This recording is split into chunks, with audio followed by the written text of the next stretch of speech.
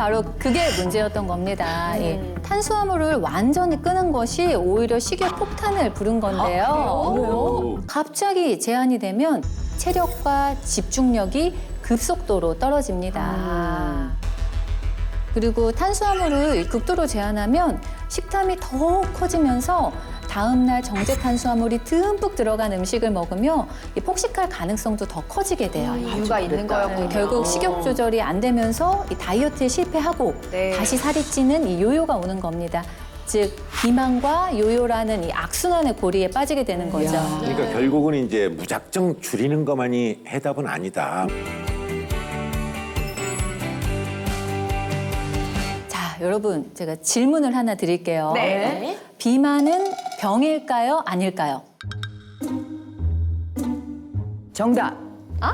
예전에는 병이 아니었는데 지금은 병이라고 그러더라고요. 예.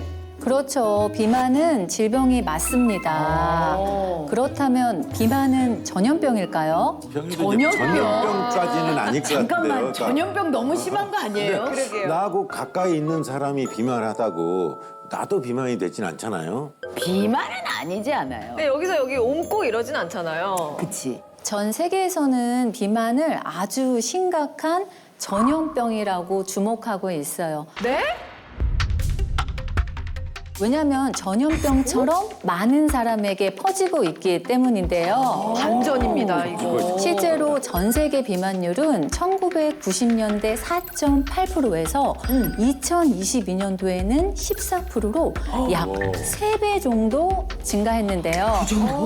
한국도 마찬가지입니다. 이 2013년도 이후 10여 년간 비만 인구는 30.6%에서 이 38.4%까지 꾸준히 증가하고 있거든요. 네. 이 그래프를 보니까 진짜 우리나라는 계속해서 꾸준하게 환자가 늘어나고 있네요. 다시 말해 비만 환자 수는 마치 전염병처럼 계속 증가하고 있고 한 번도 줄어든 적이 없다는 거죠. 예, 실제로 제가 건강검진을 하면서 진료했던 다양한 비만 환자들 중에 공통점이 있었는데요. 네. 바로 같이 살고 있는 가족 중에 비만 환자가 한 명이라도 있다면 이 배우자 혹은 자녀 역시 비만이라는 겁니다. 야, 비만이 전염이 된다고 하니까 제가 비만이면 우리 남편 혹은 우리 자녀들도 비만이라는 질병이 생길 수도 있다. 이런 얘기가 되는 거잖아요. 실제로 연구에 따르면 이 가족이나 친구가 고칼로리 음식을 함께 먹거나 네. 신체 활동을 줄이는 등 이 생활 습관을 같이 공유하게 되면 이 체중 증가 위험이 57%까지 높아진다는 것을 확인했는데요. 네. 그래서 우스갯소리로 다이어트의 적은 탄수화물이 아니라 가족이다라고 이렇게 말할 수 있는 거죠. 야, 그래요? 그런데 이 비만이 질병이라는 인식이 많이 늘긴 했지만 이 아직까지는 미혹적인 문제로만 생각하는 경우가 많거든요. 그리고 이 체중 감량을 온전히 본인의 책임이기 때문에 의사의 도움을 받을 문제가 아니고 내 스스로 해결해야 한다고 생각하는 분도 많습니다. 네. 하지만 네. 비만은 이 고혈압, 당뇨, 소화기 질환, 호흡기 질환 물론 암과 같은 심각한 합병증을 유발하기 때문에 반드시 치료해야 할 질병이라고 인식하셔야 됩니다. 네. 그래, 주변에 비만 환자분들 보면 당뇨, 고혈압 이런 합병증 때문에 문제가 좀 생기더라고요. 맞아요. 아, 그래서 비만을 만병의 근원이라고 그랬구나. 네. 그분들 보면서 알게 됐어요, 저도. 그런데 이 사연 속 아내분처럼 식욕이 넘치면은 다이어트를 해도 또 매번 실패를 할 수밖에 없는 것 같아요. 그래. 그래서 식욕은 의지의 문제이기도 하잖아요. 정말 식욕의 문제 때문에 다이어트에 실패하는 걸까요? 그리고 이 식욕은 정말 의지 문제일까요? 그래서 네. 지금부터는 제가 진료실에서 실제로 환자분들이 저에게 많이 묻는 질문 몇 가지를 가지고 설명을 해드릴게요. 네네. 먼저 여러분들이 좀 전에 궁금해하셨던 질문입니다. 식욕에 참기가 힘든 건 제 의지가 약하기 때문인가요? 식욕은 그 내 몸의 욕구기 때문에 그치. 내 맘대로 어떻게 컨트롤이 안 되는 거고 이게 그래서 의지 박약하다. 그래서 비만이다. 이런 얘기도 많이 하잖아요. 네. 내 맘대로 마음대로 다스릴 수 있는 게 아니기 때문에 그쵸. 의지보다는 욕구 때문이 아닐까 싶어서 그러니까 그 아까 사연 속의 여자분도 내 마음대로 잘 안 됐잖아요. 근데 이제 제가 이제 예를 한번 들어볼게요. 이제 네네. 우리가 짜장면을 시키잖아요. 네. 그러면 이제 어떤 친구는 뭐 밥 먹은 지 얼마 안 됐다, 배가 안 고프다 해가지고 안 시켜요. 짜장면이 왔어요. 냄새가 술술 풍겨요. 그래서 인사치레로 한 젓가락 할래 안 먹는 사람 여태껏 본 적이 없어요. 그래. 맨날 이거는 그러는데. 의지보다는 욕구의 문제 아닌가 그래. 그렇지, 그런 그렇지, 면에서. 그렇죠. 자기 탓을 많이 하지. 아유 내 탓이지, 내가 먹은 내 탓이지 막 이러고서. 자책하고 막 의지 문제 같은데요. 예, 말씀하신 대로 의지의 문제일 수도 있지만 의학적으로 봤을 때 멈출 수 없는 식욕은 사실 내 탓이 아니라 남 탓일 수 있습니다. 그럼 얘 탓이에요? 누구 탓이에요? 시킨 사람 탓인가 그러면? 시킨 가족 사람 탓. 탓이네. 가족 탓이야? 가족 탓 아니에요? 누구를 탓해야 하느냐? 네. 네. 바로 장입니다. 장이요? 장이요? 이 여기 있는? 뱃속에 있는 이 대장이요? 맞습니다. 예, 우리의 장은 네. 음식을 소화하고 배출하는 것 외에도 이 다양한 역할을 하는데요. 그 중에 하나가 바로 식욕을 다스리는 겁니다. 장에서 그걸 한다고요? 우리 몸에서는 일면 행복 호르몬이라고 불리는 신경 전달 물질 세로토닌이 분비되는데 이 물질은 포만감을 느끼게 하여 이 식욕을 조절하는 폭식 예방 호르몬이기도 하거든요. 실제로 다이어트나 이 폭식증을 치료할 때 세로토닌의 농도를 높여주는 약제를 쓰기도 하고요. 네. 또 중요한 것은 이 감정을 조절하는 세로토닌의 약 90%가 뇌가 아니라 바로 장에서 만들어진다는 겁니다.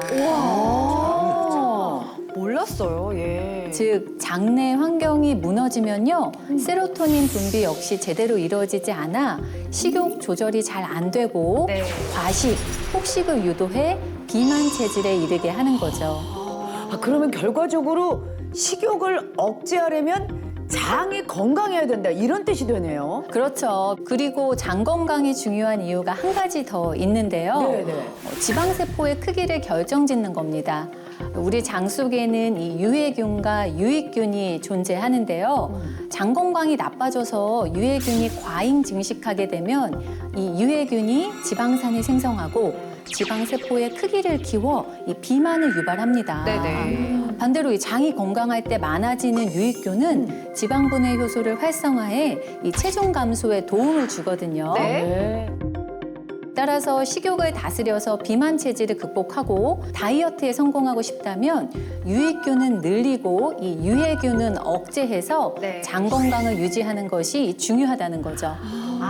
이게 설명 듣고 보니까 식욕을 제대로 다스리지 못했던 게 단순히 내 의지 때문만이 아니라 내 장 때문이었을 수 있겠다는 생각이 드네요. 그러면은 탓할 애가 있었네. 얘야. 결국 남 탓은 아니고 내 장 문제네. 내 장 탓이네. 어쨌든 내 건 탓이네요. 내 탓이네. 재밌습니다. 이어서 이제 환자분들이 많이 하는 질문이 또 있는데요. 네. 바로 비만도 유전이 되나요?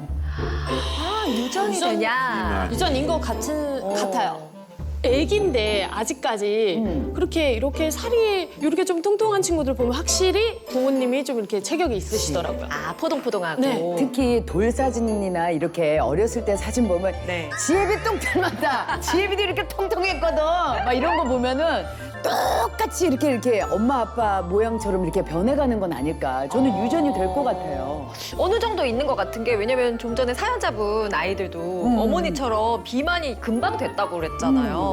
그런 문제보다는 유전보다는 환경적 요인이 더 크지 않을까. 네. 아까 전염병이라고 하신 것도 같이 생활하니까 전염이 되는 거 아닙니까? 같은 생활 패턴으로. 네. 네네. 그럼 비만도 유전이 되나요? 정답은 O입니다. 아유, 사과드리겠습니다. 예. 빠른 사과 감사합니다. 괜찮습니다. 네. 물론 환경적인 요인도 크지만 이 유전적 요인도 크다고 볼 수 있거든요. 몇몇 연구에서는 이 유전적인 요인이 약 30%에서 80% 정도 이 체중 변화에 영향을 준다고 밝혔는데요. 그 이유가 우리 몸속에는 비만 유전자가 존재하기 때문입니다. 대표적으로는 식욕과 관련된 FTO 유전자, 그리고 에너지 소비와 관련된 MC4R 유전자 같은 이 비만 유전자가 아이들에게 되물림될 경우 이 체중에 큰 영향을 줄 수 있거든요.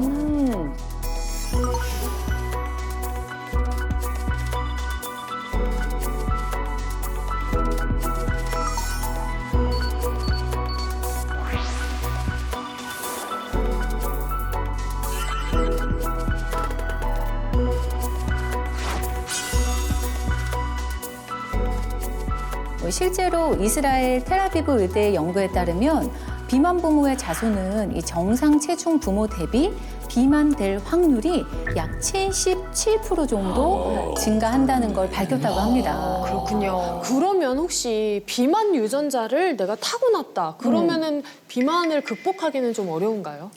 이 유전자가 비만에 영향을 줄 수는 있지만 이 100% 결정짓는 것은 아닙니다. 네, 다행이네요. 건강한 식단, 이 규칙적인 운동, 그리고 수면 습관, 이 환경 요인으로 유전적인 소인을 충분히 극복할 수 있기 때문에 걱정하지 않으셔도 됩니다. 다행입니다. 자, 그렇다면 우리 가족 모두에게 전염병처럼 퍼지고 있는 비만에서 좀 탈출할 수 있게 그런 방법이 있다면 제발 좀 알려주세요, 선생님. 비만을 관리하는 데는 크게 3가지 방법이 있습니다. 첫째는 식단 구성을 조절하는 식이요법, 그리고 약물 또는 이 수술요법인데요. 이 약물이나 수술요법은 부작용에 대한 걱정을 많이 하시고요. 그리고 또 식이요법으로 얻는 체중 감량 효과의 경우 단기간에 그치거나 이 일정 기간이 지나면 다시 체중이 늘어나는 요요 현상이 나타나기도 하거든요. 그럼 도대체 왜 요요 현상이 일어나느냐? 네.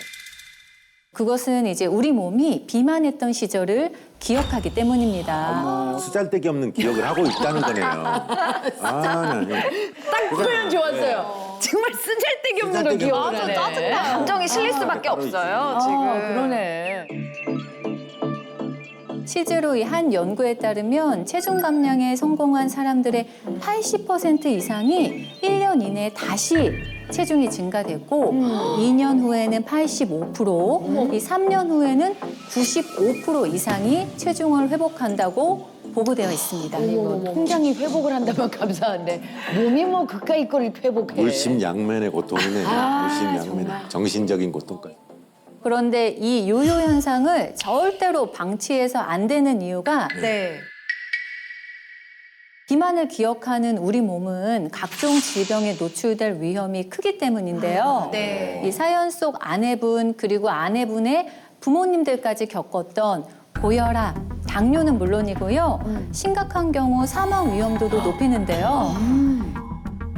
실제로 한 연구에서 체중 변동이 심할수록 심근경색 발병 위험이 117%, 뇌졸중은 136%, 그리고 사망 위험은 124%까지 증가했다고 합니다. 맞아요. 아까 전에 사연 속 아내분도 당뇨, 고혈압 다 겪으셨잖아요. 맞아. 그래서 식사량도 줄이고 탄수화물도 일절 안 먹고 하셨는데 결국은 남편 몰래 치킨, 피자 이런 거를 시켜드셔가지고 아유. 바로 그게 문제였던 겁니다. 이 탄수화물을 완전히 끊은 것이 오히려 식욕 폭탄을 부른 건데요. 탄수화물을 과도하게 섭취하면 에너지원으로 사용하고 남은 포도당이 이 중성지방 형태로 전환이 되고 내장지방으로 축적되어 복부 비만을 유발하기 때문에 다이어트를 위해서 탄수화물을 적당량 섭취하는 게 중요한데요.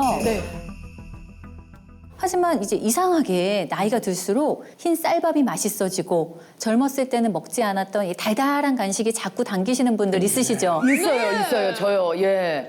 아니 근데 진짜로 예전에 나 그렇게 빵 많이 안 먹었거든요. 네. 그런데 그렇게 빵이 맛있고 밥을 먹잖아요. 밥에서 단물이 그렇게 나오고 쓴 나물을 먹는데 쓴 나물도 달아. 진짜 이게 난 저도 달아. 이제 철 드셨네. 단맛을 알고 나물 맛을 이제 느낀다면 난 철 드신 거예요. 너무 맛있어 탄수화물이. 아니 빵이 이왕이면은 그래도 괜찮은 것 같아요. 저 편의점에 있는 과자를 그냥 하나, 둘 다 정복해보고 싶은 마음이 막 계속 그런 걸 정복하니. 종류별로 막 다 먹게 되고 미치겠어요. 왜 그럴까요? 다 이유가 있습니다. 이 노화로 인해서 에너지 대사가 감소하면 피로감이 증가하면서 즉각적인 에너지원이 될 수 있는 단순당을 찾게 되기 때문인데요. 그런데 이제 우리 몸에서 가장 쉽게 포도당으로 전환돼서 즉각적으로 에너지를 공급하는 것이 바로 탄수화물입니다. 네. 뿐만 아니라 탄수화물을 섭취하면 이 쾌락 호르몬이라고 불리는 도파민도 분비되어 기분도 좋아지게 되는데요. 문제는 이런 자극에 익숙해지면 더욱 자주 그리고 더 많은 양의 탄수화물을 갈망하게 된다는 것이죠. 이것을 이른바 탄수화물 중독이라고 부릅니다. 아니 근데 지금 밥도 너무 맛있어 보이고 이게 밥 보자마자 웃음이 확, 미소가 확 지어져. 그냥 너무 좋아. 근데 이게 내 몸이 탄수화물을 갈망하고 있었다는 증거였네요. 그 위험하게 탄수화물 중독으로까지 가지 않으려면 줄이는 게 맞지 않아요? 그렇죠. 그런데 각종 장기에 영양소로 활용되는 필수 영양소인 탄수화물을 네. 극단적으로 줄이게 되는 것도 아주 위험해져요. 그래요? 만약에 탄수화물의 섭취가 갑자기 제한이 되면 체력과 집중력이 급속도로 떨어집니다. 그리고 탄수화물을 극도로 제한하면 식탐이 더욱 커지면서 다음날 정제 탄수화물이 듬뿍 들어간 음식을 먹으며 폭식할 가능성도 더 커지게 돼요. 이유가 있는 거였군요. 결국 식욕 조절이 안 되면서 이 다이어트에 실패하고 네. 다시 살이 찌는 이 요요가 오는 겁니다. 즉 비만과 요요라는 이 악순환의 고리에 빠지게 되는 거죠. 그러니까 결국은 이제 무작정 줄이는 것만이 해답은 아니다. 뭐 이런 말씀을 하신 건데 그러면은 과연 하루에 탄수화물은 어느 정도를 먹어야 됩니까? 궁금하다. 하루 필요 탄수화물 섭취량은 130g 정도인데요. 네. 그런데 이 한국인의 하루 평균 탄수화물 섭취량은요.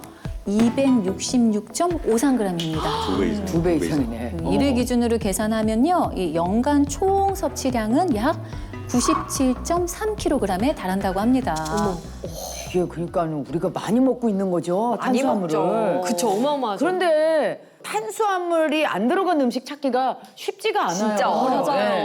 이거 어떻게 안 먹고 살아요, 우리가. 그리고 또 너무 줄여서 먹어도 안 되고 많이 먹어서도 안 되고 참 쉽지가 않네요. 네. 그래서 이 탄수화물이 비교적 적거나 건강한 탄수화물을 섭취하는 것을 권장하는데요. 네. 건강한 탄수화물로 대표적인 것이 바로 연근, 고구마, 콩, 잡곡 등과 같은 음식입니다. 이런 건강한 탄수화물로 하루 권장량을 채우는 것을 권장드립니다. 이왕 먹을 거면 좀 더 건강한 탄수화물을 먹으라는 거네요. 잘 기억하겠습니다. 네. 한 가지 더 권장드리는 방법이 있는데요. 네. 지금까지 계속 비만은 이 가족 전염병이라고 말씀을 드렸잖아요. 네. 때문에 이 가족과 함께 할 수 있는 다이어트를 선택하라입니다. 네. 예를 들면 식구 가족 모두가 30분간 산책하기, 훌라후프나 줄넘기, 자전거, 가족과 함께 할 수 있는 스포츠를 정해서 즐겁게 다이어트를 하게 되면 이 살을 빼야 한다는 강박 없이 다이어트에 성공할 가능성이 높아집니다. 따라서 오늘부터라도 다이어트는 단기전이라 생각하고 급박하게 하지 마시고요. 가족과 함께하는 즐거운 장기 마라톤이라 생각하고 모두 다 다이어트 성공하시길 바라겠습니다. 네.